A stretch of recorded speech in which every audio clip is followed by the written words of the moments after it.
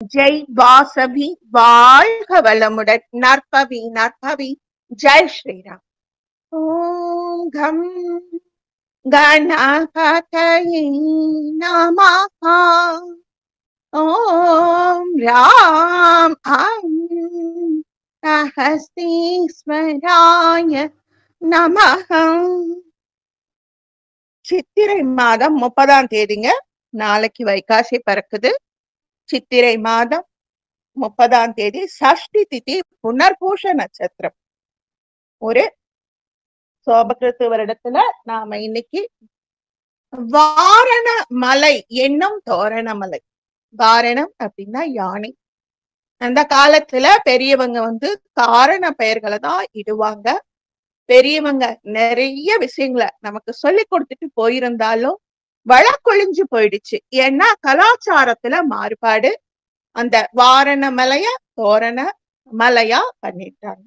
இன்னைக்கு அங்க இருக்கிற முருகரை நாம சந்திப்போம்.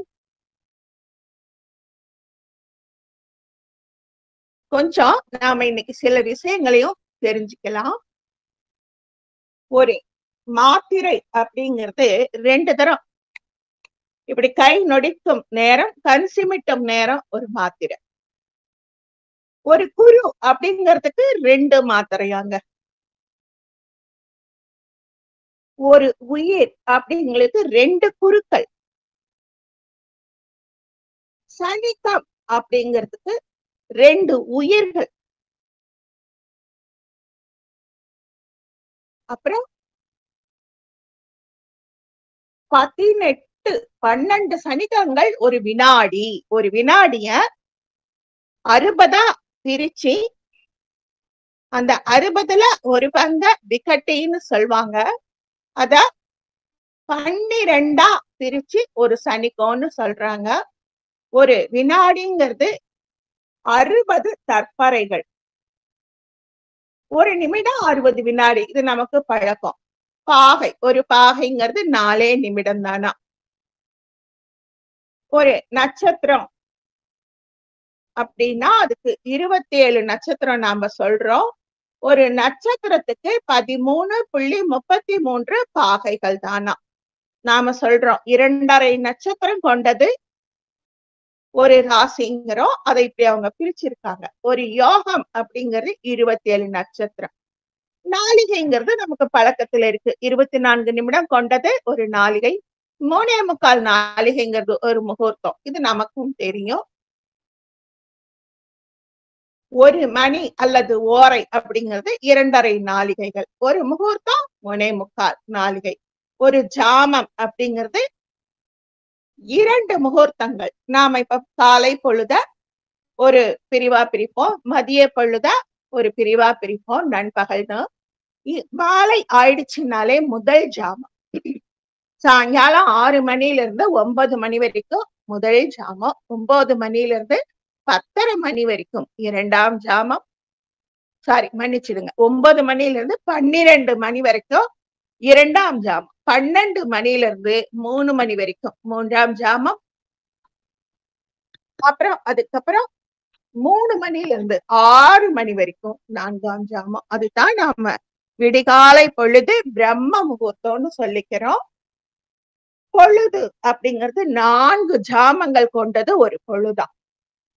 ஒரு நாளுக்கு 2 பொழுதுதானா. நாம காலை, மதியம், மாலை, இரவுன்னு பிரிச்சிருப்போம். ஆனா அந்த காலத்துல 2 பொழுதுதான். பகல் பொழுது, இரவு பொழுது, இப்படிதான் புழங்கியிருக்காங்க. ஒரு கரணம் அப்படிங்கிறது அரை திதி. ஒரு வாரத்துக்கு 7 நாட்கள் நமக்கே தெரியும். ஒரு பட்சம்னா 15 நாட்கள். ஒரு திதினா 31 நாட்கள். ஒரு மாதத்துக்கு 2 பட்சம். தேய்பிறை பட்சம், வளர்பிறை பட்சம். ஒரு பருவம் அப்படிங்கிறது 2 மாதங்கள். 6 பருவங்களை கொண்டது நம்முடைய ஒரு ஆண்டு. அயனம் அப்படின்னா 3 பருவமா. ஒரு வருடத்துக்கு 2 அயனம். அது நமக்கும் தெரியும். உத்தராயண புண்ணிய காலம், தட்சணாயன புண்ணிய காலம். ஒரு தேவ ஆண்டுக்கு 360 மனித வருடமாங்க. இன்னைக்கு இதை நாம தெரிஞ்சுக்கலாம் அப்படிங்கிறதுக்காக உங்களோட பகிர்ந்துக்கிட்டேன். நாம நிறைய விஷயங்களை கத்துக்க வேண்டி இருக்கு. அதை நாம மறக்காம கத்துக்கணும். தோரணமலை. இந்தியா அப்படிங்கிற தீபகற்பத்துல தமிழ்நாடு மாநிலத்துல திருநெல்வேலி மாவட்டத்துல கடையம் புறநகர் பகுதிக்கு பக்கத்துல ஒரு மலை. அத சுத்தி இருக்கிற பகுதி தென்காசி புறநகர் பகுதியிலிருந்து கடையம் போற வழியில தோரணமலை. வாரணமலைன்னு ஏன் சொன்னாங்க? படித்திருக்கும் யானை வாரணம் போல காட்சியளிப்பதால் இந்த மலை வாரணமலை என அழைக்கப்பட்டு பின்னர் மருவி தோரணமலையா போயிடுச்சு. 64 சுனைகள் இருக்குதாங்க அந்த தோரணமலையில. அந்த சுனைகளின் நீராலதான் அங்குள்ள முருகன் கோவிலின் மூலவருக்கு அபிஷேகம் இன்னி வரைக்கும் நடக்குதான். ஒவ்வொரு இடத்துக்கும் ஒவ்வொரு மலையா வரிசையா சொல்லிக்கிட்டு இருக்காங்க. இதை யாராவது போனவங்க அனுபவிச்சிருக்கலாம். நான் கேள்விப்பட்டிருக்கேனே தவிர இன்னைக்குதான் வகுப்புக்காக இதையெல்லாம் பகிர்கிறேன். நான் பார்த்தது இல்ல, கேள்விப்பட்டிருக்கேன். முதல் மலையேற்றம் அகஸ்திய முனிவர் எளிய அணுகுவழி அவர் கண்டுபிடிச்ச வழி. தென்காசியிலிருந்து கடையம் நோக்கும் செல்லும் வழி. கடல் மட்டத்திலிருந்து 432 மீட்டர் உயரத்துல தோரணமலை இருக்கு. புராண காலத்தோட தொடர்புடைய தோரணமலை. அகஸ்திய முனிவரும் அவருடைய சீடர் தேரையர் ஆகியோர் வாழ்ந்த பகுதி. மருத்துவ குணங்கள் கொண்ட மூலிகையில் நிறைந்த பகுதி தோரணமலை. அகஸ்தியரும் தேரையரும் முதல் மண்டை ஓடு அறுவை சிகிச்சை நடைபெற்ற இடம் தோரணமலை. நாம இதை ஒரு தரம் பார்த்திருக்கோம். இருந்தாலும் இந்த இடத்தின் சிறப்பு ஏன் மண்டையோட்டு திறந்தது, தேரையர்னு பேர் வந்தது, இதெல்லாமே இந்த இடத்துல நடந்ததுனால அந்த கதையை மறுபடியும் ஒரு தரம் உங்களோட பகிர்ந்துக்கிறேன். ஒரு ராஜா, அவருக்கு தீராத தலைவலி, என்னென்னமோ வைத்தியம் எல்லாம் பண்ணி பாக்குறாங்க, யாராலையும் குணப்படுத்த முடியல. பெரிய பெரிய ராஜ வைத்தியர்கள், வெளிநாட்டு வைத்தியர்கள் எல்லாம் வராங்க, யாராலையும் முடியல. நம்முடைய சித்தர்கள் ஆதி காலத்திலிருந்தே அடியன் அடிக்கடி சொல்வேன், சஸ்திர சிகிச்சை, அஸ்திர சிகிச்சை, இந்த மாதிரி மண்டையோடு பிளந்து செய்யும் சிகிச்சை எல்லாமே அகஸ்தியர் வாயிலாக எல்லாரும் கத்துக்கிட்டு இன்னி வரைக்கும் அது சித்தர், நல்ல சித்தர்கள் செஞ்சுக்கிட்டு தான் இருக்காங்க. இன்னைக்கும் நாட்டு வைத்தியம் செஞ்சுக்கிட்டா நமக்கு ரொம்ப நல்லதுங்க. எனக்கும் அதுல பயன் கிடைச்சிருக்கு, நான் ஒத்துக்கிறேன். இங்கிலீஷ் வைத்தியம் நமக்கு பக்க விளைவுகளை உருவாக்குது. சுஷ்ருதா அப்படிங்கிறவர் தான் முதல் பிளாஸ்டிக் சர்ஜரி செஞ்சவரு. பெரிய பெரிய வைத்தியசாலையில இன்னைக்கும் அவர் போட்டோ இருக்கு. அகஸ்தியரும் அவருடைய சீடர் தேரையரும் இங்கதான் முதல் மண்டை ஓட்டை பிளந்துட்டு சிகிச்சை பண்ணிட்டு அந்த மண்டை ஓட்டை சேர்த்து வச்ச முதல் ஸ்தலம் இதுதான். அந்த ராஜாவுக்கு தலைவலி போக மாட்டேங்குது, சாப்பிட முடியல, ஆட்சி பண்ண முடியல, அன்றாட வாழ்க்கையில ஈடுபட முடியல.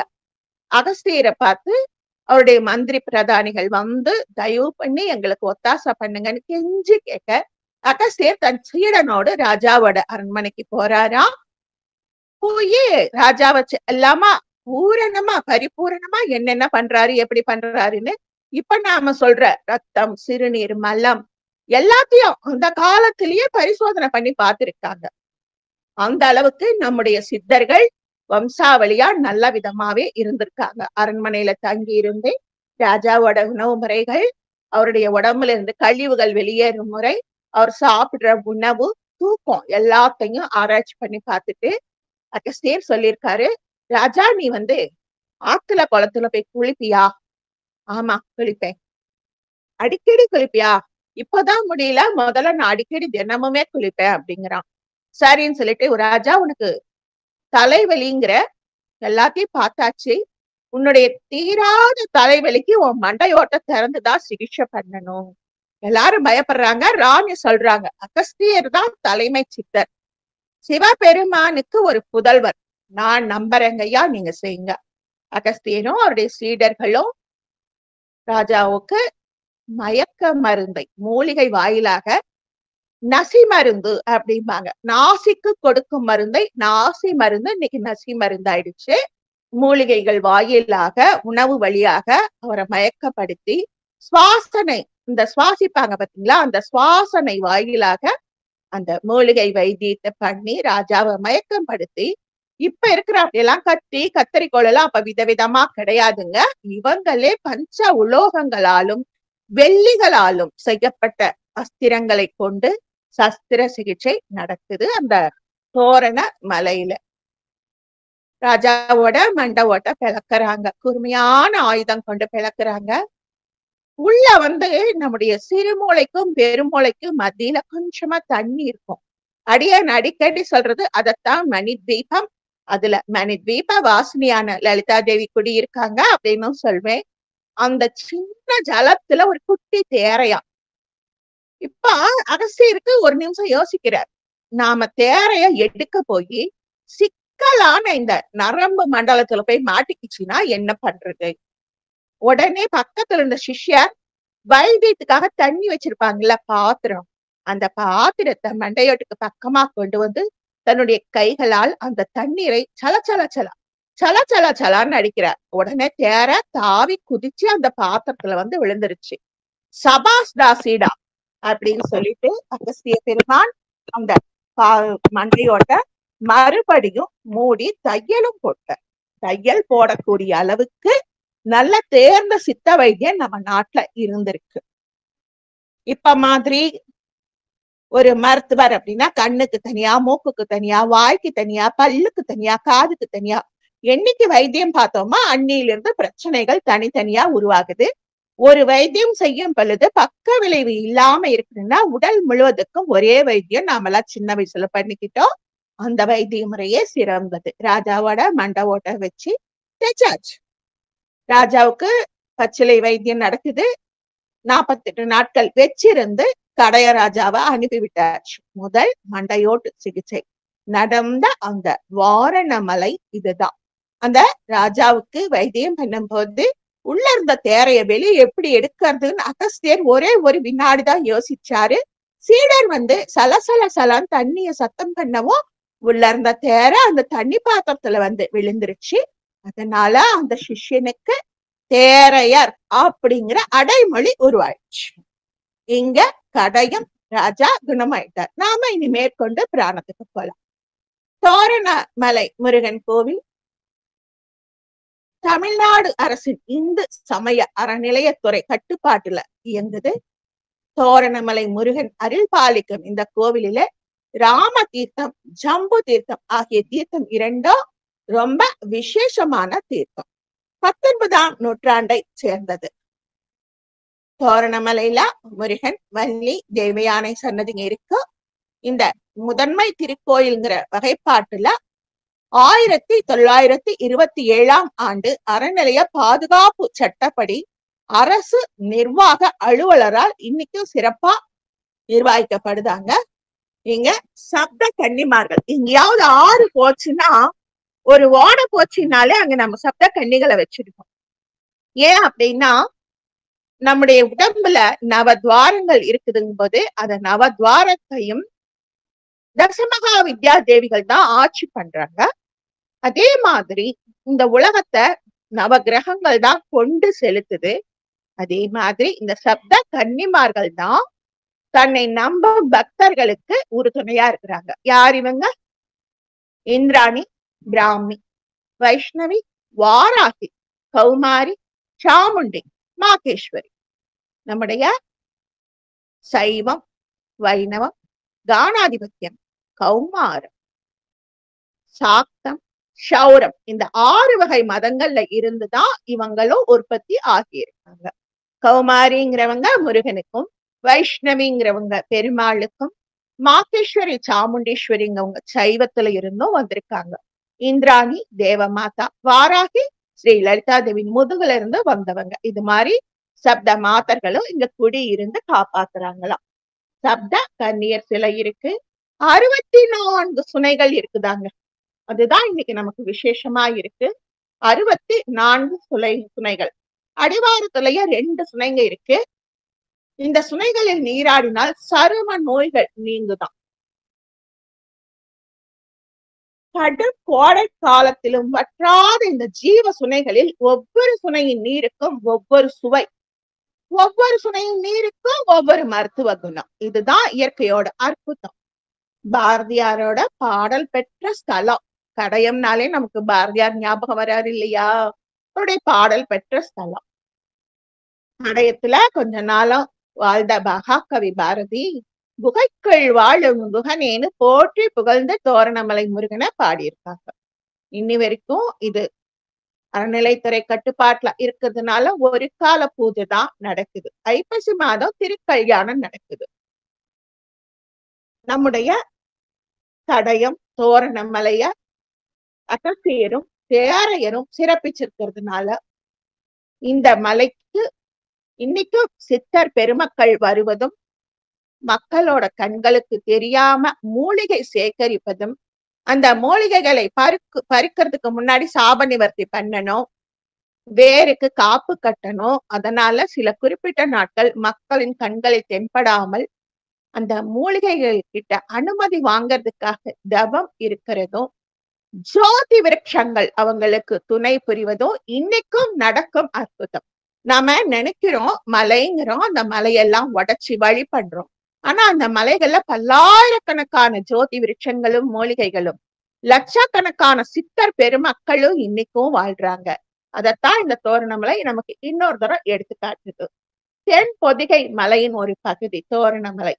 தேனினும் இனிய தமிழுக்கு இலக்கணம் வகுத்த அகத்தியரே கண்டு வியந்த மலை இது. ஏன்னா அவ்வளவு மூலிகைகள் இந்த தோரணமலையில இருக்காம். இன்னி வரைக்கும் அந்த மூலிகைகள் சாகாவரம் பெற்று திகழ்கிறது.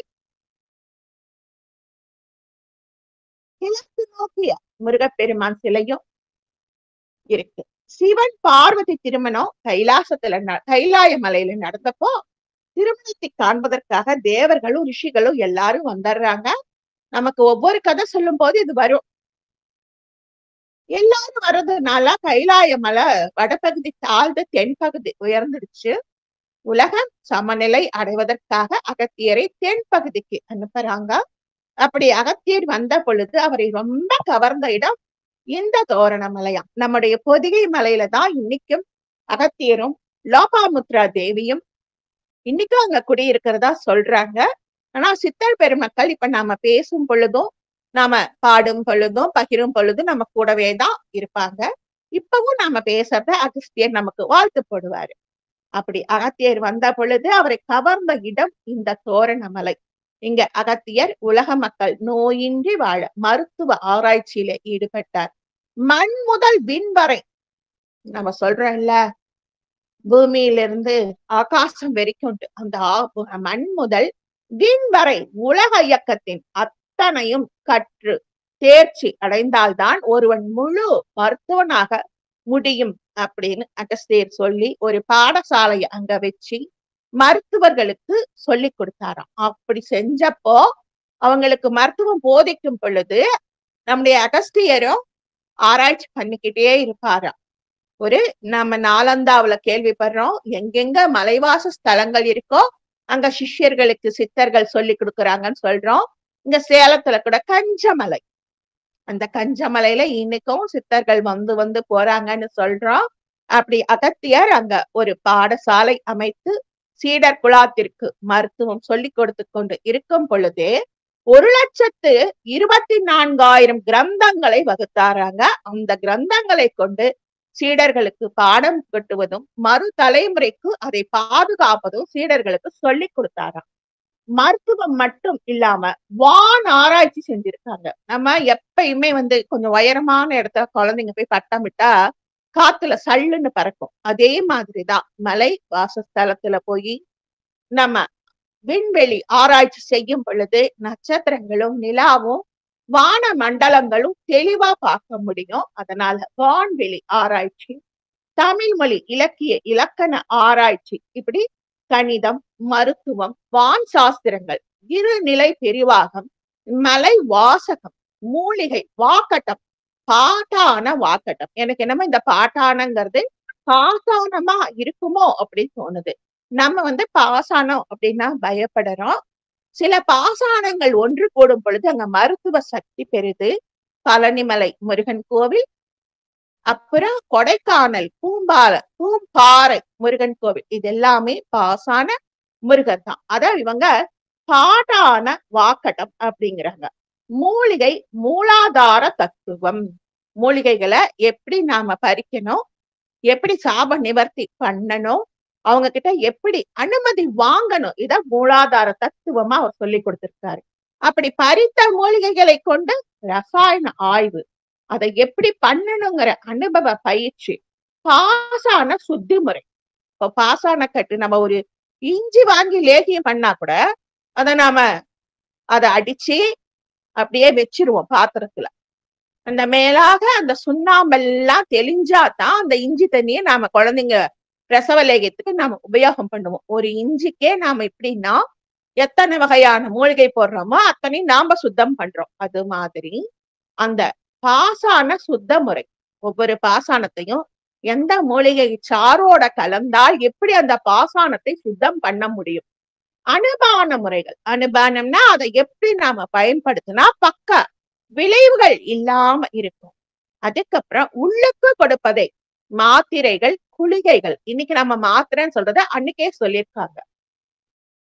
தைல முறை, அப்புறம் களிம்பாக்கம். நாம இன்னைக்கு ஆயின்மெண்ட் அப்படின்னு ரொம்ப சூப்பரா சொல்லிடுறோம். அந்த களிம்ப உபயோகம் பண்றது. பற்பம், செந்தூரம், பற்பம், செந்தூரம் இவையெல்லாம் கொடி வகையை சார்ந்தது. உலோக பற்பம், சங்கு பற்பம், மருத்துவ சிகிச்சை முறைகளை திரிநிலையிலே தாவர சமூகங்கள், பாசான பற்பங்கள், தைல, லேகிய முறைகள்னு நிறைய பாடத்திட்டங்களை வகுத்து 1,24,000 கிரந்தங்களை எழுதி அதை சிஷ்யர்களுக்கும் சொல்லி கொடுத்திருக்கார். அவர் வந்தது பொதிகை மலைக்கு போய் இமயமலைக்கு போன எல்லா ஜனங்களாலையும் இமய வடபுலம் தாழ்ந்து தென்புறம் உயர்ந்துருச்சு. இந்த தென்புறம் உயர்ந்துருச்சு. தென்புறத்தை சமப்படுத்த இங்க வந்தவரே வழியெல்லாம் பார்த்து எல்லா மலைகளையும் நம்மள மாதிரி இருக்கிற மக்களுக்காக சித்தர்கள் இணைந்து தவம் பண்ணுவதும், மூலிகை வைத்தியங்கள் செய்வதும், நல்ல தரமான வைத்திய குழாம் வச்சிருக்கிறதும், பாடத்திட்டங்களை செய்யறதுமா நிறைய நமக்காக சித்தர்கள் செஞ்சாங்க. இன்னைக்கு நம்ம கூட தான் இருக்காங்க. சிறப்பு மருத்துவமாக கிருமி நாசினி இன்னைக்கு நாம சொல்றோம் இல்ல, கிருமி நாசினி. அதுக்கு இங்கிலீஷ்ல நிறைய பேர் வச்சிருப்போம். இத்தனை தரம் கைய கழுவணும், இந்த சொல்யூஷனை போட்டு கழுவணும், சுடு தண்ணியில கழுவணும் அப்படின்னு. அந்த கிருமி நாசினி நச்சு அகற்றும் முறை. நச்சு அகற்றும் முறை அப்படின்னா இப்போ நம்ம இஞ்சிக்கு சொன்னோம் இல்ல, அது மாதிரி ஒவ்வொரு மூலிகையில இருக்கிற நஞ்சு அகற்றும் முறை. மழலையர் மருத்துவம், அந்த காலத்திலே குழந்தைகளுக்கு சிறப்பு மருத்துவம் சொல்லி கொடுத்திருக்காரு. ரண வாக்கட்டம், ரணவாக்கட்டம் அப்படின்னா ரணம் அப்படின்னா உடம்புல ஏற்பட்ட புண், காயம், இரத்த ஒழுக்கு இதெல்லாம் ரண வகையை சேரும். அந்த ரணங்களை எப்படி குணப்படுத்துவது? இன்னைக்கு சக்கரை நோய் வந்துட்டா ஒரு விரல் அகற்றுமா, அப்புறம் 4 விரல் அகற்றுமா, அப்புறம் அந்த பாதத்தை அகற்றுமா. இதுதான் இன்னைக்கு சக்கரை வியாதிக்கு நாம செஞ்சிட்டு இருக்கோம். ஆனா ரணவாக்கட்டம் எப்படி உடம்புல இருக்கிற ஒரு அழுகி போன ஒரு விரல்களை கூட சேர்த்து தைத்து ரணவாக்கட்டம் செய்தவர் அகஸ்தியரும் சுஷ்ருதாவும். இதுக்கெல்லாம் காரணகர்த்தா அகஸ்தியர் தான். நந்தி எம்பெருமான் கிட்ட இருந்து அகஸ்தியர் கத்துக்கிட்டு வந்து நமக்காக இத்தனை வகையான வைத்தியங்களை செஞ்சிருக்காரு. உடல் தத்துவம் இன்னைக்கு நாம சொல்றோம், ஒரு உடம்புன்னா அதுக்கு 96 தத்துவம் இருக்கு, அவ்வளவுதான் நமக்கு தெரியும். அதுக்கப்புறம் அதை பத்தி எதுவும் நமக்கு தெரிஞ்சுக்கவும் தெரியாது, பொறுமையும் இருக்காது. இந்த உடம்புல 96 வகையா பிரிச்சு இதுக்கு என்ன மாதிரி சிகிச்சை தரணும், இந்த உடம்புல எத்தனை மூச்சு எடுக்கணும், எவ்வளவு உணவு சாப்பிடணும், எவ்வளவு தண்ணீர் அருந்தணும், எவ்வளவு வேலை இந்த உடம்பு செய்யணும், எவ்வளவு நேரம் தூங்கணும், இது மாதிரி தத்துவம் மட்டுமே 96 இருக்குதுங்க. நார், நம்ம நரம்புன்னு சொல்றோமே அது நார் அப்படிங்கிறாங்க. தசை, இந்த சதைய சொல்றாங்க. தந்தம், பற்கள். குருதி, ரத்தம், இதை எல்லாமே தனித்தனியா ஆராய்ந்து செஞ்சிருக்காங்க. எப்படி அந்த கடையம் ராஜாவோட உடம்ப வீட்டுக்கு போய் வைத்தியம் பண்ணி பார்த்துட்டு அந்த மண்டையோட்டு சிகிச்சைக்காக இந்த வாரண மலைக்கு கூட்டிட்டு வந்தாங்க, அதே மாதிரி எல்லாருக்கும் செஞ்சு கொடுத்திருக்காங்க. எல்லாரும் கத்துக்கோங்க, எல்லா நாட்டு மக்களையும் காப்பாத்துக்குங்க. கபால சஸ்திர ஆராய்ச்சி, நேந்திரம் கண்கள், நாசி மூக்கு, செவி காது, கண்டம் கழுத்து, சரும நிலை, இன்னைக்கு நம்ம தோல் ஸ்கின் சொல்றோமே அந்த சரும நிலை எல்லாத்துக்கும் தனித்தனியா சொல்லி கொடுத்தாராம். ஒரு உடம்பு இருக்குன்னா அதுக்கு 96 தத்துவம் இருக்கு. அது 96 தத்துவத்திலே இத்தனையும் வகைப்படுமா. இது தவிர இன்னைக்கு டாக்டர்ஸ் உடம்புல உயிர் எங்கடா இருக்குன்னா எவனாலையும் கண்டுபிடிக்க முடியல. ஆனா சித்தர்கள் சொல்லியிருக்காங்க நம்முடைய மூலாதாரத்துல தான் உயிர்நிலை இருக்கு. ஒரு சஞ்சித கர்மா அங்கதான் இருக்கு. அடுத்த உயிர்நிலை நம்முடைய குறி. அடுத்த உயிர்நிலை நெஞ்சம். அடுத்த உயிர்நிலை ஆக்கினை, நம்முடைய ஆக்ஞா சக்கரம் 2 புருவங்களுக்கு மத்தியில. அடுத்த உயிர்நிலை சகசிராதார கமலங்கிற உச்சி சிரசு. இதையெல்லாம் அந்த காலத்திலே கண்டுபிடிச்சு ஆதார ஆய்வு அப்படின்னு சொல்லி கொடுத்திருக்காரு. சரியை, கிரியை, ஞானம். சரியை, கிரியை, ஞானம். நம்ம எங்கேயாவது கோயிலுக்கு போனா இச்சா சக்தி, கிரியா சக்தி, ஞான சக்தின்னு சொல்லுவோம். இச்சை அப்படிங்கிறது எண்ணம், கிரியை அப்படிங்கிறது செயல், ஞானம் அப்படிங்கிறது அறிவு. அதே மாதிரி சரியை அப்படிங்கிறது எண்ணம், கிரியை அப்படிங்கிறது செயல், ஞானம் அப்படிங்கிறது அறிவு. இந்த மூணையும் வச்சு அனைத்து கலைகளையும் நாம எப்படி கத்துக்கணும், எப்படி ஓலைச்சுவடுல பொறிக்கணும். சில எழுத்துக்களை எழுத்தாணி கொண்டு பொறிக்கும் பொழுது ஒரு எழுத்து மேலேயே இன்னொரு தரம் அழுத்து எழுதுனா அதுக்கு ஒரு அர்த்தம், மேலாட்டமா எழுதுனா ஒரு அர்த்தம். ஒரு எழுத்த 3-4 முறை அழுத்தி அழுத்தி எழுதுனா அதுக்கு ஒரு அர்த்தம். நம்முடைய தமிழ் மொழியின் சிறப்பு ழ ள ள இது 3 தான். ஏன்னா ஹிந்தியும் தெலுங்கு இதுக்கெல்லாம் ஷ ஷ ஜ ஜ இப்படி 4 இருக்கு. அதனால ஓலைச்சுவடிலையும் 4 முறை அழுத்தி எழுதினால், வடமொழியில தான் நிறைய கிரந்தங்கள் இருக்கு. அந்த வடமொழிக்கும் 4 எழுத்துக்கள் வரும். 4 முறை அழுத்தி எழுதின எழுதுகோள், 3 முறையா எழுதுகோள்ல எழுதின எழுது எல்லாத்தையும் பிள்ளைகளுக்கு சொல்லி கொடுத்திருக்காரு. முழுமையான பாடத்திட்டம் வகுத்த பின்னர் தோரணமலை பகுதியிலே அகஸ்தியர் ஒரு நிரந்தரமான பாடசாலையை நிர்மாணித்தார். தோரணமலை பயிற்சி கூடத்தில் பயில சித்தர்கள் நிறைய பேர் வந்தாங்களாம். அடியனுக்கு தெரிஞ்சு நான் நாலந்தாதான் எவ்வளவோ நாள் நினைச்சிட்டு இருக்கேன். பொதிகை மலை, இமயமலை, அப்புறம் நம்ம திருச்சீராய் மலையில விசேஷமா சித்தர்கள் போவாங்க. கொல்லிமலையில போவாங்க. இது மாதிரி சிறப்பான மலைகளை கேள்விப்பட்டிருக்கேன். இன்னைக்கு இந்த தோரணமலையும் இணைந்திருக்கிறது சந்தோஷமா இருக்கு. இங்க பயின்றவர்கள் மூலம் உலகின் பல்வேறு பகுதிகளில் பாடசாலைகளின் கிளைகள் திறக்கப்பட்டன. இப்போ நாம இங்க ஒரு கிளை இருக்கு, அங்க ஒரு கிளை இருக்குன்னு எல்லாத்துக்கும் சொல்லித்தரோம்ல. இவை அத்தனையும் குருகுல பாட வழியாக செயல்முறை தத்துவத்தோடு இலவசமாக சொல்லித்தரப்பட்டது. இதுதான் நாம கத்துக்க வேண்டியது, கத்துக்கணும். இத சொல்லித்தராங்க. பொதிகை மலையின் ஒரு பகுதியா இருக்கிறதுனால இந்த அகஸ்தியருக்கு இந்த மலையை ரொம்ப பிடிச்சு போச்சு. இங்க இருந்துதான் ஒரு பொதிகை மலையே போனாரு. அப்பப்ப போயிட்டு வந்தாலும் இந்த இடத்த ரொம்ப சுவாசிச்சாரு அப்படின்னு சொல்றாங்க.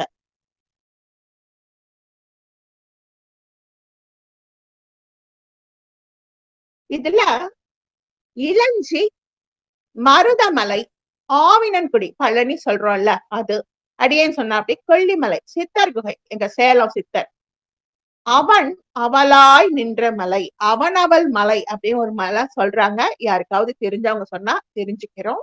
அவன் அவளாய் நின்ற மலை அப்படின்னா திரு செங்கோடா இருக்க வாய்ப்பு இருக்கு. ஏன்னா அர்த்தநாரீஸ்வர கோலத்துல இருக்கிற மலை அது திரு செங்கோடு. அதத்தான் அவன் அவள் மலையாய் நின்ற தோற்றம்ங்கிறாருன்னு நினைக்கிறேன். இந்த பாடசாலையில 6 ஆண்டுகளாக பாடங்கள் பிரிக்கப்பட்டு தனித்தனியே பட்டம் கொடுத்திருக்காங்க. இன்னைக்கு நாம BA MA சொல்றாப்படி அங்க இளங்கலை பட்டம், முதுகலை பட்டம்னு நிறைய வித்தியாசமான பட்டங்கள் கொடுத்திருக்காங்க. அகத்தியரும் அவருடைய சீடர் தேரையரும் தோரணமலையில இருந்தப்போ தமிழ் கடவுளாம் முருகனை சிலை வைத்து வணங்கினாங்க. அவங்க 2 பேரும் வழிபட்ட முருக பெருமான் தான் இன்னைக்கும் இங்க பக்தருக்கு அருள் பாலிக்கிறாரு. தோரணமலை முருகன் கோவில் ஆரம்பத்துல சுத்து வட்டார பகுதிக்கு மட்டும்தான் தெரிஞ்சிருக்கு. 1970 ஆண்டு ஆதி நாராயணன் அப்படிங்கிறவர் தோரணமலை கோவில் நிர்வாகியாக பொறுப்பு ஏற்ற பின்னர் தோரணமலையின் புகழ் பல்வேறு மாவட்டங்களுக்கு பரவி இருக்கு. பக்தர்களின் வருகைக்கு பிறகு இந்த ஆலயத்துல தினமும் இறைவனுக்கு சிறப்பு பூஜைகள் இன்னைக்கு நடக்குது. மலையேறி போறதுக்கு பாதை படிக்கட்டுகள் ஏற்படுத்தப்பட்டு இருக்கு. ஆங்காங்கே மலை வழியிலே பக்தர்கள் அமர்ந்து ஓய்வெடுத்துக் கொண்டு செல்ல அகத்தியர் மண்டபம், பேரையர் மண்டபம், அருணகிரிநாதர் மண்டபம்னு மண்டபங்கள் ஏற்படுத்தப்பட்டிருக்கு. தினமும் காலை மதியம் 2 நேரமும் அன்னதானம் வழங்கப்படுது. இந்த ஆலயத்துல தைப்பூச திருநாள் வெகு விமர்சையாக கொண்டாடப்பட்டு வருது. முருகப்பெருமானுக்கும் வள்ளி தேவயானைக்கும் திருக்கல்யாணம் நடக்குது. இங்க சித்தர்கள் வணங்கிய மலை அப்படிங்கிறதுனால இந்த முருகனை வணங்கினால் எந்த தோஷமும் அண்டாது, சந்தோஷம் மட்டுமே நமக்கு தருவாரா முருகன். பக்கத்திலேயே பத்ரகாளி அம்மா அருள் தராங்க. முருகன் சன்னதிக்கு ரொம்ப பக்கத்துல ஒரு சுனை இருக்காம். அந்த சுனையில என்னைக்குமே தண்ணீர் வற்றாது. இது ஒரு அதிசயம் தாங்க. எல்லா கோயிலையும் நாம பாக்குறோம். திருச்செங்கோட்ல கூட காலுக்கு கீழே சிவன் பார்வதி அர்த்தநாரீஸ்வரரா நவபாசானத்துல இருப்பாங்க. அந்த நவபாசான சிலைக்கு பின்னாடி 24 மணி நேரமும் ஒரு சுனை ஊறிக்கிட்டேதான் இருக்கும். அந்த தண்ணியை எடுத்துதான் மதியம் 12 மணிக்கு உச்சி வேளையில மரகத லிங்கத்துக்கு அபிஷேகம் செய்வாங்க. இதே மாதிரி நம்ம மதுரை மாவட்டம் நூபுர கங்கை, அங்க இருக்கிற ராக்காட்சியம்மன் கோயில்களை அம்மா சொன்னாங்க. அங்க இருக்கிற நூபுர கங்கை ராக்காட்சியம்மன் காலுக்கு கீழே ஊறி சுனையா வரும்னும் அத கோயில்களுக்கு எடுத்துக்குவாங்க அப்படின்னும் கேள்விப்படுறோம். அதே மாதிரி முருகன் சன்னதிக்கு பக்கத்துல ஒரு சுனை, இந்த சுனையில தண்ணீர் வத்துறது இல்ல. தோரணமலை அடிவாரத்துல வல்லப விநாயகர், குரு பகவான், பாலமுருகன், நவகிரகங்கள், சப்த கன்னியர்கள், கன்னிமாரியம்மன் சன்னதிகளும் இருக்கு. உலக பாரம்பரிய சின்னமாக அறிவிக்கப்பட்ட மேற்கு தொடர்ச்சி மலையில திருநெல்வேலி மாவட்டம் கடையம் அருகே தோரணமலை. இந்த மலையின் உச்சியில இருக்கிற குகை கோயில தான் முருகப்பெருமானை பத்தி நாம சிந்திச்சுக்கிட்டு இருக்கோம். இறையருள் வீசும் இந்த மலைப்பகுதி ஒரு காலத்தில் பட்டங்கள் வழங்கும் பாடசாலையா இருந்திருக்கு. வடதிசை தாழ்ந்து தென் திசை உயர்ந்ததால் இங்க வந்த அகஸ்தியர் எல்லாருக்கும் எல்லாத்தையும் சொல்லி கொடுத்துட்டு பொதிகை மலைக்கு போய் உலகத்தை சமநிலைப்படுத்தினாரு.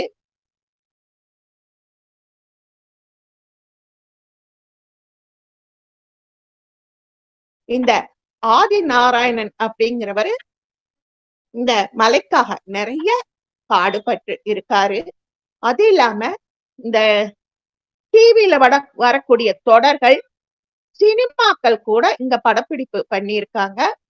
அப்படி படப்பிடிப்பு பண்ணும் பொழுது அவங்க பணம் கொடுக்க வந்தா இந்த தோரண மலைக்கு ஏதாவது செய்யுங்க அப்படின்னு ஆதிநாராயணன் சொல்ல அவங்களும் படிக்கட்டுகளும் மண்டபத்துக்கும் உதவி பண்ணி இருக்காங்க. இங்க சித்தர்கள் பல நூல்களை எழுதி இன்னை வரைக்கும் வாழ்வதால் ஒரு பெரிய மருத்துவ சாலை நிறுவி வைத்தியம் செஞ்சதால அவருடைய சீடர் தேரையர் இங்கேயே தங்கிட்டதுனால ஜீவ சமாதி அடைந்ததும் தோரணமலையில தான் அப்படிங்கிறாங்க. இந்த மகிமைகள் மிகு தோரணமலைக்கு ராமபிரான் அகஸ்தியரை வணங்கி சென்றதாகவும் செவி வழி செய்தி. மகாகவி பாரதி இங்க இருக்கிற குகையில உட்கார்ந்து கவிதைகள் எழுதி போற்றி பரவியதும் தோரணமலை. குகை கோவில்ல தினமும் உச்சி கால வேலை பூஜை நடக்குது. ஆண்டுதோறும் தைப்பூசம், வைகாசி விசாகம், ஐப்பசி மாசம் கல்யாணம் நடக்குது. ஒவ்வொரு தமிழ் மாதத்தின் கடைசி வெள்ளிக்கிழமை இங்க ரொம்ப விசேஷம். சுத்துப்பட்டு ஊர் மக்களும் வெளியூர் பக்தர்களும் அன்றைய தினம் நிறைய கும்பலா தரிசனம் பண்றாங்க. தோரணமலை முழுவதிலும் உள்ள 64 சுனைகள் இன்னைக்கும் பிரசித்தியா இருக்கு. நான் அந்த பேரையெல்லாம் தேடி பார்த்தேன், எனக்கு கிடைக்கலைங்க. 64 சுனைகள் மட்டும்தான் எனக்கு இதுல சொல்லியிருக்காங்க. அதைத்தான் நாம இன்னைக்கு சொல்லியிருக்கோம். நம்முடைய இந்துக்களுக்கு நிறைய சித்தர்கள் சடங்குகளை பற்றி சம்ஸ்காரம் அப்படிங்கிற பேர்ல குறிச்சு வச்சுட்டு போயிருக்கிறாங்க. அந்த ஓலைச்சுவடியில அத சடங்குன்னு இன்னைக்கு நாம ரொம்ப ஈஸியா சொல்லிடுறோம். அவை சம்ஸ்காரங்கள் அப்படிங்குது. 5 முக்கிய கடமைகள்ல சம்ஸ்காரம் ஒண்ணு. சம்ஸ்காரம் அப்படின்னா முறைப்படுத்துதல் அல்லது தயார்படுத்துதலாங்க. கிரிய சூத்திர நூல் 16 புற சடங்குகளை விவரிக்கிறது. இந்த 16 சடங்குகளும் புறத்திலே செய்ய வேண்டிய சடங்காகும். அகத்திலே செய்யப்பட வேண்டிய சடங்கு 8. இவை எல்லாவற்றையும் நம்முடைய அகஸ்தியர் சூத்திரங்களாக வகுத்து ஓலைச்சுவடியில பொறிக்கப்பட்டு வச்சிருக்காங்க. அகத்தின் 8 சடங்குகள் எல்லா உயிர்களிடமும் கருணை, பொறுமை, பொறாமை இல்லாமை, மன தூய்மை, சாந்தம், நல்ல எண்ணங்களை கொண்டிருப்பது. உயிரின் படற்கை நிலை மனம் அடியேன் அடிக்கடி சொல்வேன் இல்லையா? எல்லாரும் நல்லா இருந்தா சந்தோஷம் அது. தாராள குணம், பேராசை இல்லாமை. புறத்தின் 16 சடங்குகள், இந்த தேகத்துக்கான சடங்குகள் 16ஆம். விவாகம், தகுதி பெற்ற வயதினை உடைய ஆணையும் பெண்ணையும் அக்னி சாட்சியாக 7 முறை வலம் வந்து இறைவன் சாட்சியாக மணமுடித்தவள். தமிழர்களின் திருமணத்தின் போது மணமகன் மணமகள் கழுத்தில் தாலி, இது ரொம்ப முக்கிய சடங்கு. பெரும்பாலான இந்துக்கள் வாழ்நாளில் இந்த சடங்கு மிக முக்கியம். அதுக்கப்புறம் முதல் இரவு நாம எதுக்காக கல்யாணம் பண்றோம்? வம்ச விருத்தி. அத இங்க என்ன சொல்றாரு அகஸ்தியர்னா, கர்ப்பதானம் அப்படிங்கிற முறையில அத சொல்றாரு. திருமணமான ஆணுக்கும் பெண்ணுக்கும் இந்த கர்ப்பதானம் செய்யணும். அதுக்காக இறைவனை பிரார்த்தனை பண்ணிக்கிட்டு அதுக்கப்புறம் செய்யணும் அப்படிங்கிறாங்க. தாயான பெண் ஒரு உயிர் தன் உடலில் தங்கி உடலாக உருப்பெடுப்பதற்கும் தன் கருவறையை தானமாக தருகிறார். ஒரு குழந்தைய, ஒரு ஆணின் ஜீவ அணுவை தன்னுடைய கருவறையில தாங்குறா. 9 அமாவாசை 9 பௌர்ணமி. அதனால கர்ப்பதான கருவறை, அந்த கருவறையை தூய்மைப்படுத்துதல் எல்லாமே வரிசையா சொல்றாரு. கொஞ்சம் சடங்கு இங்க சொல்றாரு, அதை சொல்ல முடியல. அதுக்கப்புறம் கருவுற்றல், பும்சவனம். கருவுற்ற மனைவி தாய் ஸ்தானத்தை அடைகிறாள். கணவன் அவளை தாயை போல பராமரித்து பணிவிடை செய்யணும். மனசு நோக்கும்படி ஒரு வார்த்தை கூட பேசாம விரதம் இருக்கணுமா. அதுக்கப்புறம் பிருகதாரண்யக உபநிடதம், பிருகதாரண்யக உபநிடதம் அப்படின்னு ஒண்ணு சொல்லியிருக்காரு.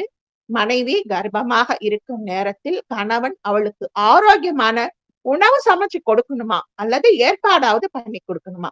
கணவன் மனைவிக்காக பிரார்த்தனை மேற்கொள்ளணும். மனைவியும் குழந்தையும் நலமாக இருப்பதற்காக இந்த சடங்கை செய்யணும். அதுக்கப்புறம் நம்ம செய்யற வளைகாப்பு ஸ்ரீமந்தம். கருவுற்ற பெண் எந்த சிரமமும் இல்லாம மன மகிழ்ச்சியோட குழந்தைய பெத்து எடுக்கணும் அப்படிங்கிறதுக்காக நாம சொல்றோம். நம்ம என்ன சொல்லுவோம், குழந்தைக்கு வளகாப்பு செய்யறாங்க அப்படின்னா, அந்த வளையல் அனுபவிச்சா தாயின் கைகள் வேலை செய்யும் பொழுது கலகல கல கலகல கலன் அந்த வளையல் சத்தம் குழந்தையோட காதுகள்ல விழும். ஒரு குழந்தைக்கு முதல்ல வர்ற வெளிப்படும் ஒரு உறுப்பு காது.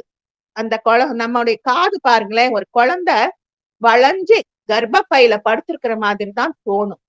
அந்த காதுகள் தான் முதல்ல வெளிப்படும் செவி. அந்த செவி மடல்களுக்குள்ள நம்முடைய வளையல்கள் சத்தம் போய் காது நல்லா வேலை செய்யுமா.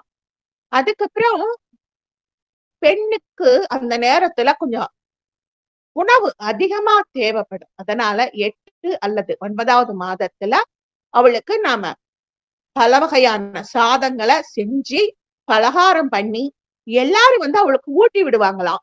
எல்லாருக்கும் நாமளும் கொடுக்கணுமா.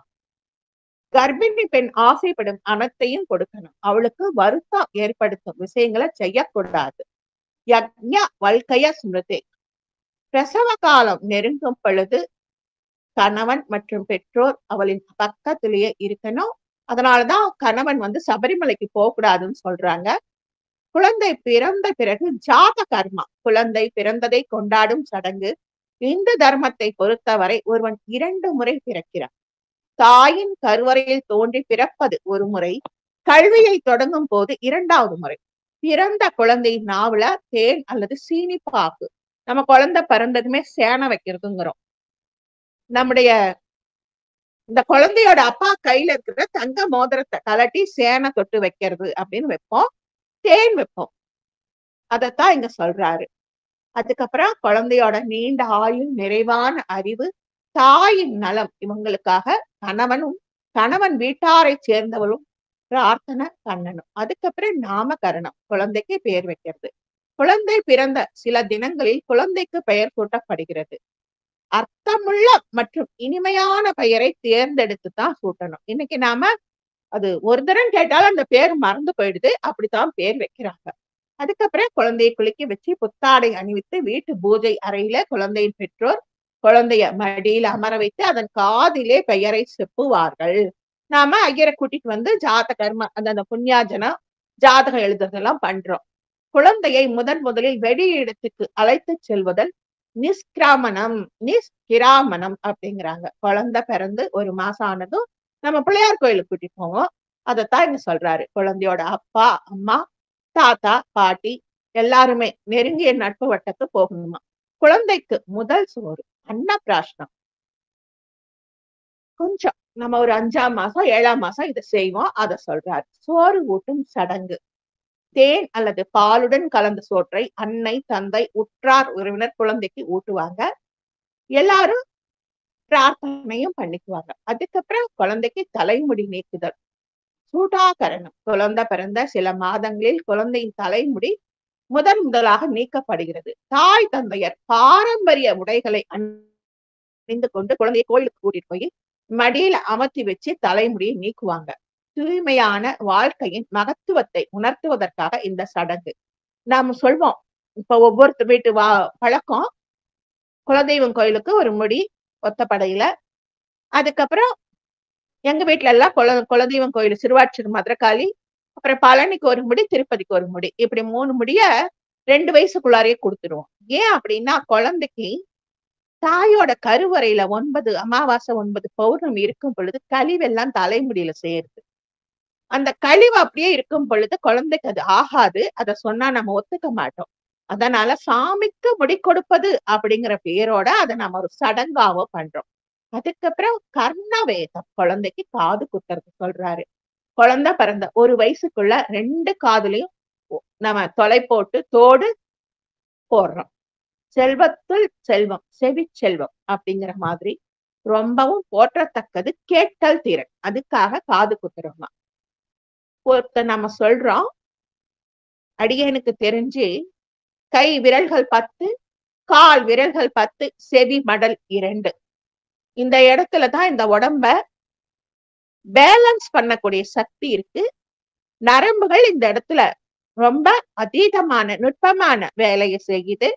அதனால அங்க நம்ம நரம்பை தூண்டுவதற்காக காதணி அணிவிக்கப்படுகிறதுன்னு அடியேன் படிச்சிருக்கேன். இங்க இவங்க இப்படி சொல்றாங்க. இந்த குழந்தைக்கு வாய் சொல்லை கேட்டு நடந்தால் அவனின் வாழ்க்கை பொன் போல் மின்னும் அப்படிங்கிறதுக்காக காது கம்மல் போடுறாங்களாம்.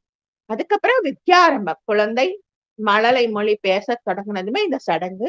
குழந்தையின் பெற்றோர் உறுப்பினர் யாராவது மடியிலேயாவது உட்கார வச்சு நம்ம ஆ அப்படின்னு எழுத வைப்போம்.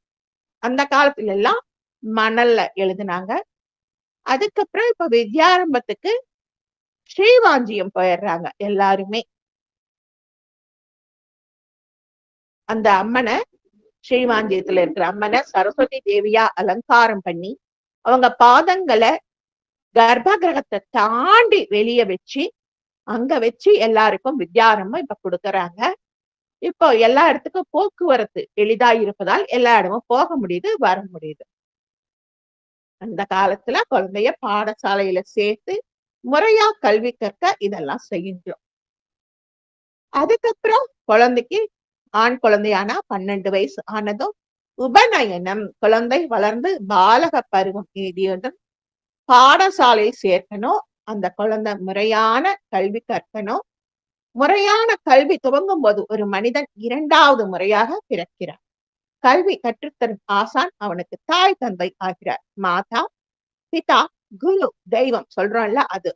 ஆரம்ப காலங்கள்ல உபநயனம் அப்படிங்கிறது யஜ்ஞோபவீதம் அணிந்து முறையான குருகுல கல்வியில் ஈடுபடுதல். இந்த சடங்கின் மூலம் அந்த குழந்தைக்கு கல்வியின் முக்கியத்துவம் அவசியம் உணர்த்தப்படுது. கல்விதான் ஒருவனை பண்டிதனாக்குகிறது. அவனுடைய எண்ணமானது மென்மையாக, வெண்மையாக, தூய்மையாக இருக்க கல்வி ரொம்ப முக்கியம். வேதங்களை கற்க தொடங்குதல் வேதாரம்பம். அடியேன் ஒருத்தரம் சொல்லியிருக்கேன். நம்முடைய இடுப்புல அரணாக்கொடி அப்படின்னு ஒண்ணு கட்டுறோம்னா அது ஆண்களுக்கு காலம்புற கட்டணும் அப்படிங்கிறோம். ஏன்னா ஒரு ஆண் குழந்தைக்கு 12 வயதிலிருந்து ஒரு உயிரை உருவாக்கும் தன்மை அணுக்கள் அங்க வயித்துல வளர ஆரம்பிக்குது. ஒரு உருவான உயிரணு 12 வருடம் இருக்கு. ஒரு தாயானவள் 9 மாதம் மட்டுமே கரு தாங்குகிறாள். ஒரு ஆணானவன் 12 வருடம் தாங்குறான்னு ஒரு தடவை சொல்லியிருக்கேன். அதுக்காகத்தான் அவனுக்கு யஜ்ஞோபவீதம் போடப்படுது. இடது தோள் வழியாக வருகின்ற பூநூலானது அப்படியே கீழே இறங்கி வலது இடுப்புல போய் அது தட்டும். அந்த பூணூல் இருக்கும். இடுப்புல அரணாக்கொடி, மார்புல பூணூல். இதெல்லாமே நம்முடைய சடங்குகளா நம்ம நினைக்கிறோம். அது எல்லாமே உயிர் சக்தியை மேம்படுத்தும் சடங்கு. அந்த பூணூல் போட்டா மட்டும் பத்தாதுங்க. காயத்ரி மந்திரமும் தினமும் சொல்லணும். அப்பதான் உங்களுக்கு நன்மை. வேதங்களை கற்க தொடங்குதல். வேதாரம்பம். வேதங்கள் அப்படின்னா ரிக், யஜுர், சாம, அதர்வணம். ஞானம் இதெல்லாம் வந்துருமா? வரும். ஏன்னா அந்த காலத்துல குருகுலத்துல போய் தங்கி படிச்சாங்க. எது தியரி எது பிராக்டிக்கல்னு அவங்களுக்கு தெரிஞ்சு செஞ்சாங்க. செயல்முறை கல்வி கத்து கொடுத்தாங்க. அதனால உருப்படியா இருந்தோம். இன்னைக்கு சப்ஜெக்டா நாம பிரிச்சு பிரிச்சு படிச்சுக்கிட்டு பணம் சம்பாதிக்க மட்டுமே இன்னைக்கு நாம கல்வி செய்யறோம். அதுக்கப்புறம் எல்லா கல்வி முறையும் கற்றதுக்கு அப்புறம் குருகுலத்துல ஆசான் அவங்களுக்கு பட்டம் அளித்து அனுப்புவார். அதுக்கப்புறம் கேசாந்தம். ஆண்களுக்கும் பெண்களுக்கும் பருவமடையும் சடங்கு நடந்திருக்கு. அல்லது ரிது சுத்தி அப்படிங்கிற சடங்கு இருந்திருக்கு. பருவ வயது பெரும்பாலும் 16 வயசுன்னு அந்த காலத்துல கணிச்சிருக்காங்க. ஆணின் சிகையும் முகத்தில் உள்ள முடிகளும் மழிக்கப்படும். அதுக்கப்புறம் அவர் குளிச்சுட்டு வந்ததும் பாரம்பரிய உடை அணிந்து அவனுக்கு இதுக்கு மேல உயிர் உணர்வுகள் ஆசைகள் எப்பயும் கட்டுப்பாட்டோட இருக்க விரதம் இருக்கணுமா. பருவமடைந்த பெண்கள் நீராடி விட்டு பாரம்பரிய உடை அணிந்து விரதம் மேற்கொள்ளணும். இது ஒரு சடங்கா நடந்திருக்கு. ஆனா இப்ப ஒரு விசேஷமா செய்ய ஆரம்பிச்சிட்டோம். அதுக்கப்புறம் அவங்க நிறைய படிக்கணும். அதுக்காக பட்டம் பெறணும். அதுக்கு பேரு சமாவர்த்தனம். உயர்நிலை கல்வியில தேர்ச்சி அடைந்து பட்டம் பெறும் சடங்கு. உயர்கல்வி அப்படின்னா இன்னைக்கு நாம நினைக்கிற அப்படி வெறும் தியரி இல்லாம பிராக்டிக்கலாவும் சொல்லி கொடுத்திருக்காங்க. கற்றது கை மண் அளவு கல்லாதது உலக அளவு அப்படின்னு சொல்லி எல்லாத்தையும் கொடுத்த மாதா பிதா கால்லையும் ஆசான் கால்லையும் விழுந்து கும்பிட்டு நன்றி சொல்லிட்டு கோயிலுக்கு போய் இறைவனுக்கும் ஒரு நன்றி சொல்ல அந்த காலத்துல கட்டாயப்படுது. அதாவது ஒரு சடங்கா வச்சுட்டு இருந்திருக்காங்க. அதுக்கப்புறம் கல்யாணம், அதுக்கப்புறம் குழந்தை மறுபடி இதெல்லாமே வரும். அதுக்கப்புறம் இறுதி சடங்கு. அந்தாயஷ்டி. அந்தம்னா முடிவுறுதல். ஆதி அந்தம் அப்படின்னா துவங்குதல். ஆதினா துவங்குதல். அந்தம்னா முடிவடைதல். அந்தாயஷ்டி. இறுதி சடங்குங்கிறது அவன் போனப்புறம் அவனுடைய உடம்புக்கு சொந்த பந்தங்களும் நண்பர்களும் மேற்கொள்ளும் முக்கிய சடங்கு. அங்க மரியாதை செலுத்தும் விதம் நடக்குது. குழந்தைகளோட உடம்ப புதைச்சிடணும். வாலிப வயதை தாண்டிய பிரிவுகள் உடம்ப தகனம் செய்யணும் அப்படின்னு ரிக்வேதம் சொல்லுது. நாம அன்னைக்கு நூப்புர கங்கைய பத்தி மதுரையை பத்தி பார்க்கும் பொழுது திரிவிக்ரம சுவாமி வாமனன் நம்முடைய வள்ளலார் இவங்கெல்லாம் கூட உடம்ப புதைக்கணுமே தவிர எரிக்க கூடாதுன்னு சொன்னாங்க. இதுல கொஞ்சம் மாத்தி சொல்லியிருக்காங்க. இது மாதிரி நம்முடைய வாழ்க்கையில புறச்சடங்குகளும் அகச்சடங்குகளும் எல்லாமே எல்லாமே இறைவனின் சித்தத்தோடு தான் நடக்குதுன்னு சித்தர்கள் சொன்னதை நான் இதுல இணைச்சிருக்கேன். இவ்வளவு நேரம் பொறுமையா கேட்ட நம்முடைய குருவரில் ஆன்மீக மைய சகோதர சகோதரிகளுக்கும் 30 முக்கோடி தேவர்களுக்கும் சித்தர் பெருமக்களுக்கும் ததாஸ்து தேவதைகளுக்கும் பிரபஞ்ச பேராற்றலுக்கும் ஸ்ரீ லலிதாதேவியின் பொற்பாத கமலங்களுக்கும் அடியேனின் சிரம் தாழ்ந்த வணக்கங்கள். வாழ்க வளமுடன். ஜெய் வாசவி நற்பவி நற்பவி. ஜெய் ஸ்ரீராம்.